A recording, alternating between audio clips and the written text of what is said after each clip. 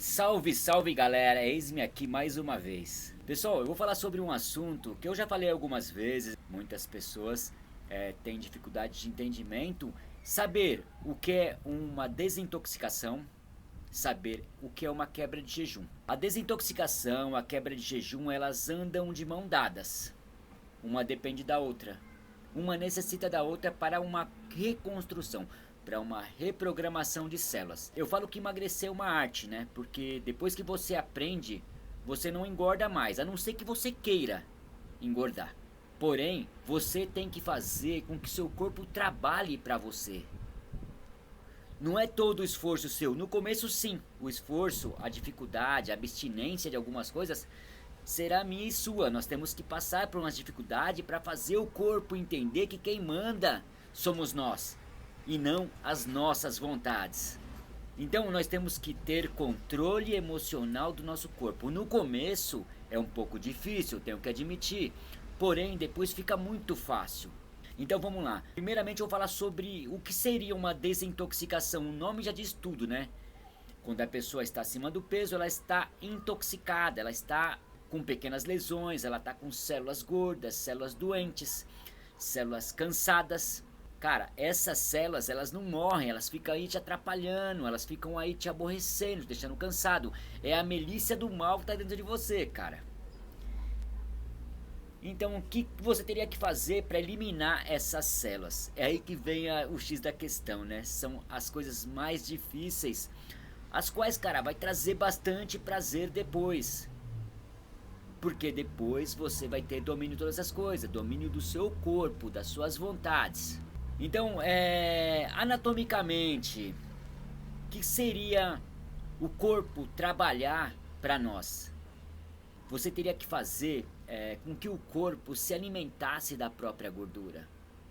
E quando eu digo gordura, eu não canso de repetir, são as gorduras localizadas.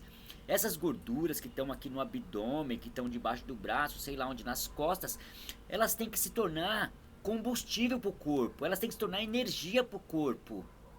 E isso todos os dias, você vai se alimentar dessa gordura.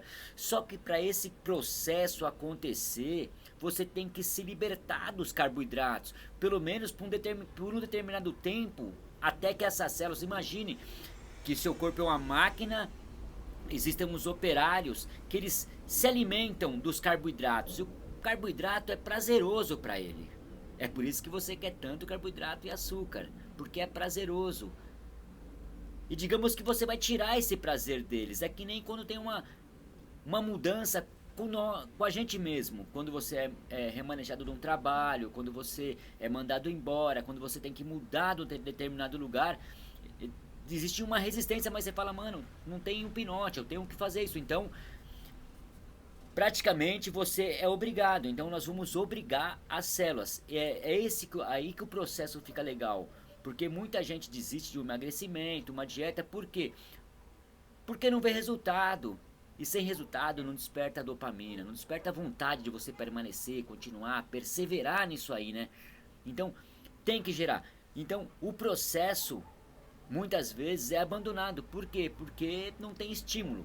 E como vai acontecer com que suas células se alimentem das gorduras? A princípio,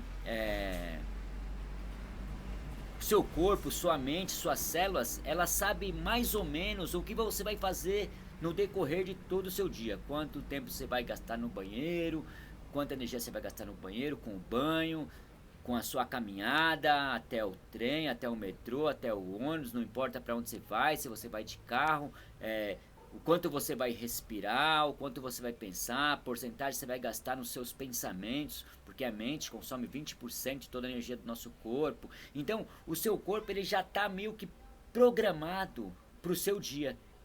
Então, ele já tem lá a energia necessária mais ou menos para o seu dia. Quando você faz algo diferente, você tira totalmente as células da zona de conforto, elas têm que trabalhar um pouco mais. Então, vai haver resistência. Então vamos lá, para você começar a fazer com que sua fonte de energia primária seja gordura, você tem que literalmente parar de comer os carboidratos, Principalmente esses carboidratos industrializados, que eu não chamo nem de alimento, para mim são subalimentos, para mim são porcaria, não presta para nada, a farinha não presta para nada, farinha, pão, essas coisas, nada disso o corpo entende como alimento. Então, as pessoas que me desculpem, as pessoas que gostam do pãozinho, mas esse pãozinho aí é o grande, talvez é um dos maiores vilões. A farinha é uma das maiores vilãs do corpo humano. O homem transformou a farinha hoje é uma coisa sintética. As células não entendem como alimentos. Bom, mas vamos lá.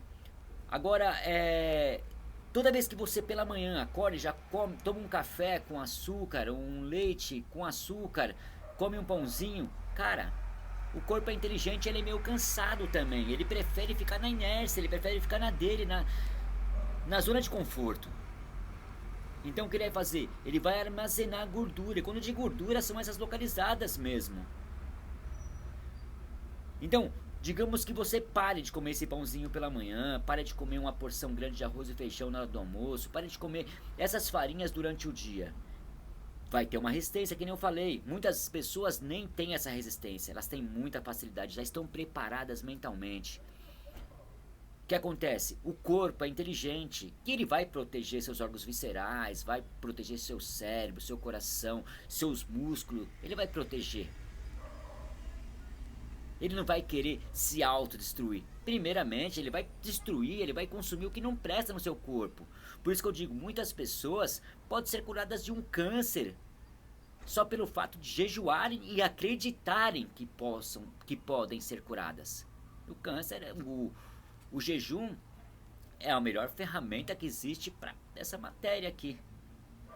Se não fosse assim, o Criador não dizia que nós deveríamos jejuar, né? Então, o cara que criou a máquina, ele sabe da necessidade, ele sabe que jejuar é bom.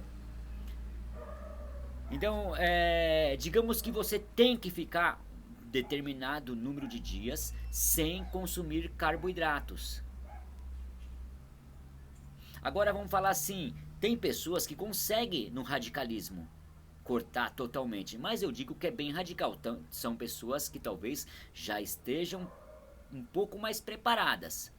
Agora, outras pessoas que não estão preparadas para o radicalismo, vai aos poucos. Porém, aí que eu entro na quebra. Toda vez que você quebrar, a quebra seria seu primeiro alimento. O primeiro alimento depois que você acorda, depois passa aquele período da manhã, depois o primeiro alimento na hora do almoço, depois a janta. Tem pessoas que fazem algumas refeições entre esses períodos, que também eu não aconselho, a não ser que seja uma castanha, seja alguma gordura boa e pequena quantidade, só para enganar ali as células. Então, voltando ao café da manhã, toda vez que você ingere essa quantidade grande de carboidrato, que é o açúcar, é o pão e sei lá mais o que, o corpo vai armazenar gordura. Aí no almoço, aí você vai comer arroz, feijão, alguma salada e uma proteína. Só que geralmente temos grandes quantidades de arroz e feijão, que muitas vezes 60% ou mais do nosso prato. Então temos aí uma grande quantidade, um grande pico de açúcar e carboidrato nesse prato. E à noite é a mesma coisa. Se for comer tem pessoas que comem uma banana à tarde. Cara, a banana ela entra como uma vilãzaça, cara. Ela vai te arrebentar, porque ela é uma grande quantidade de açúcar. Pensa, você ficou ali do almoço até a tarde, e à tarde você vem com outro pico de açúcar. Então toda vez que a insulina ela é mandada para quebra dos açúcares no corpo, é onde que vai armazenar gordura. É um processo muito claro. Aí ela quebra, manda aquele açúcar para a célula, distribui e você vai engordar mais, ela vai armazenar o restante. Pensa na quantidade de carboidrato que você vem ingerindo durante o dia inteiro. Agora, existe uma estratégia, e essa estratégia ela é infalível, vai dar certo, porém não por muito tempo. As células também são inteligentes, elas vão entender que estão sendo enganadas e vai chegar uma hora que elas vão parar. É você começar pelo menos quebrar com gordura ou proteína. Então vamos lá, café da manhã de novo. Você começar o seu café da manhã com uma gordura boa ou uma proteína. As gorduras boas, né, que são de fácil acesso. Eu uso óleo de coco no meu café, como ovo, mas muitas vezes eu jejuo. Então, óleo de coco, abacate, café, o ovo que é barato, fácil, entendeu? Então, aí temos as outras coisas que talvez não seja manteiga, né? Não seja de costume das pessoas comer de manhã, tipo as proteínas, né? As carnes. Então, não seja de costume. E no almoço é a mesma coisa, quebrando, vamos supor que você vai comer o seu prato de arroz e feijão, mas começa a comer pelo ovo e pela carne e pelas plantas e reduz essa quantidade de arroz e de feijão. Vai ser, quando você coloca o arroz e o feijão no prato ali, começa pelo arroz e feijão, já é um pico de carboidrato. E se você começar pelas plantas e pela carne, você vai estar meio que enganando ali o pâncreas. Ó, não digo que isso aí vai dar certo eternamente. Vai chegar uma hora que você vai ter que cortar esse arroz e feijão, vai ter que diminuir esse arroz e feijão. Até mesmo você eliminar o arroz e feijão e trocar por alguma raiz.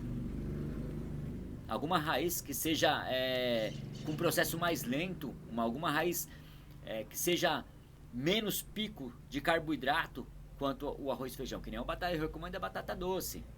E na janta é a mesma coisa, eu diria para não comer carboidrato, praticamente zerar de carboidrato à noite. Comer plantas e um omelete, plantas e um filé de frango, plantas e alguma carne. Então, esse seria as refeições ideais para quem quer fazer uma reprogramação nas células. Porém, a desintoxicação, eu digo que você deveria ficar uma semana inteira sem nenhum carboidrato. Tem pessoas que acham que é inviável, eu já fiz isso várias vezes. E foi assim que eu comecei a entender o funcionamento do meu corpo. Foi assim que o meu corpo começou. Eu já estava preparado, fazia alguns jejuns já intermitente. E aí eu cortei. Por uma semana eu fiz uma experiência de cortar todos os carboidratos da minha dieta. E eu comia só plantas e ovo. E carne também eu cortei, só plantas e ovo. A transformação foi evidente, o meu corpo, a minha capacidade cognitiva, o meu foco melhorou, tudo em mim melhorou. Isso eu tô falando experiência minha, tá? Experiência minha, não tô dizendo o que as pessoas têm que fazer. Agora, para você fazer essa reprogramação, então precisa sim uma semana. E tem pessoas que mais dias ainda do que isso. Talvez um mês. Porque só assim o seu corpo ele vai começar a usar como fonte primária de combustível. Tipo, digamos que o nosso combustível será a gordura. Mas isso é uma transformação que é gradativamente, não acontece do dia para a noite. O seu corpo tem que começar a entender isso. Vai ter um processo de resistência, vai ter a Melícia brigando aqui dentro de você, mandando você falar assim: não, meu, vai pro pãozinho, para com isso, toma esse refrigerante, toma isso, faz aquilo. Vai ter uma resistência. Só que depois, cara, depois que você entende isso, depois que você consegue administrar, consegue ter domínio desse corpo, você vai ver que é muito mais fácil.